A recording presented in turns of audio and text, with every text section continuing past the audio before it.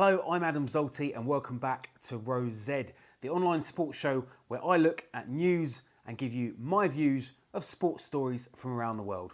We've got loads to talk about this week, so without delay, let's go.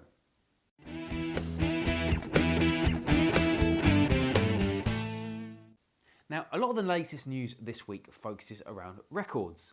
First of all, Jimmy Anderson has become England's all-time leading wicket taker. He surpassed Ian Botham with his 384th wicket, and that was against the West Indies. Pundits are saying that Anderson has got a few years left in him at top-level cricket, so he'll probably set the bar even higher in years to come.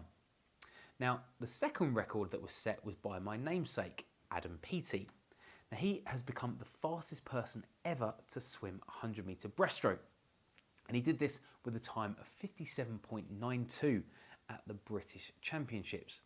Now, Peaty is also the record holder for the 50-metre breaststroke, and he's quite a young lad, so I can see him smashing records for years and years to come.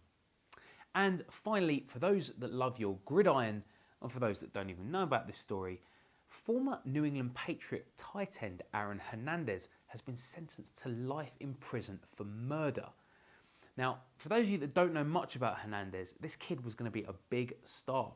He was a fourth-round draft pick in 2010, and in the same year, he was the youngest player to be on any starting roster for an NFL team. He had something like 18 catches, touchdown catches, which for a tight end is quite amazing. And like I said, he was going to be a big, big star. But now it looks like his life is going to be more like The Longest Yard, except without Burt Reynolds and Adam Sandler and Chris Rock and Nelly. So it's probably a good thing.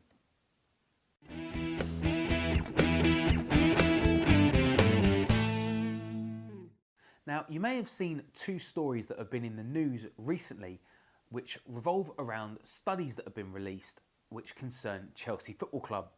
Now, the first one was by anti-discrimination group Kick It Out. They released a study that found out that Chelsea Football Club were the most abused Premier League football team on social media.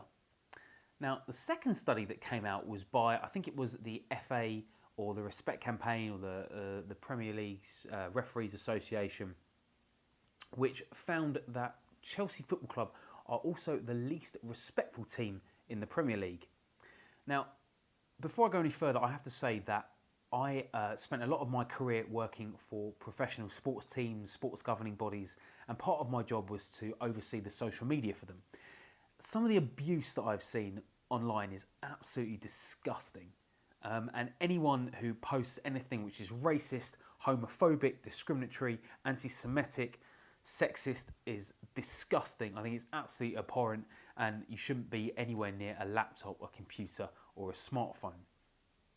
However, saying that, Jose Mourinho was asked about the two studies, and his response to the first study about why Chelsea are the most abused club online, he said that it's probably because people think that we play boring football. Now, to the second study about Chelsea being the least respectful, his answer was no comment. Now, I'm sorry, but if you look at the two studies, then there's no surprise there's a link between the two. Chelsea are the least respectful club. They, as it's been studied, the study has shown, this isn't my view, this is a study that's shown that they are the least respectful club. They crowd around officials, they get in the referee's face, and I'm not saying that other clubs don't do it as well, but Chelsea are the ones at the top of the table in this sense. Now, it's no surprise then that they get abuse online. Some Chelsea fans will probably say, oh, it's supporters that are jealous, and they're jealous of our success, and they're jealous of the money that, you know, has been injected into the club. I'm sorry, if you put another club that's had a lot of success in recent years, a lot of money that's been injected into them, Manchester City, and you hold them up next to Chelsea Football Club, and you ask fans, supporters, who they dislike the most, I'm pretty sure that most of them would say Chelsea Football Club.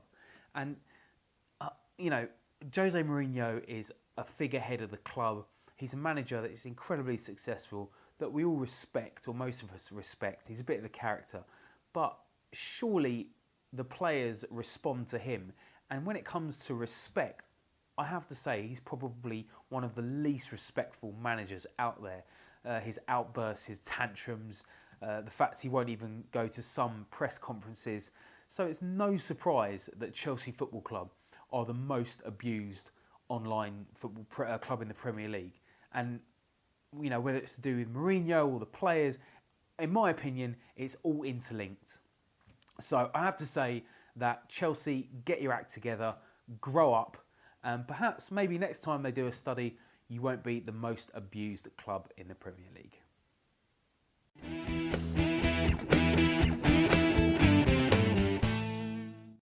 There are two events that I wanted to highlight in this edition of One to Watch. The first is on the 20th of April, and that is the Boston Marathon. Now, we're all aware of what happened in 2013, and I have to say, for those of you that ran last year and that are running this year, I think you're absolutely fantastic. The support that you're showing for the city of Boston has to be commended, and I wish you all the very, very best of luck. Stay Boston strong. The second event is also a marathon, and it is the London Marathon in my home city, and that's on the 26th of April. I've actually been to the London Marathon as a spectator, not as a runner. I don't think I could ever run it myself, and I think what everyone does, the effort they put in, all the training beforehand, and everything they do to support all the charities is really, really special. And I wish all of you that are running, from myself, everyone involved with Rose Z, I wish you the very, very best of luck.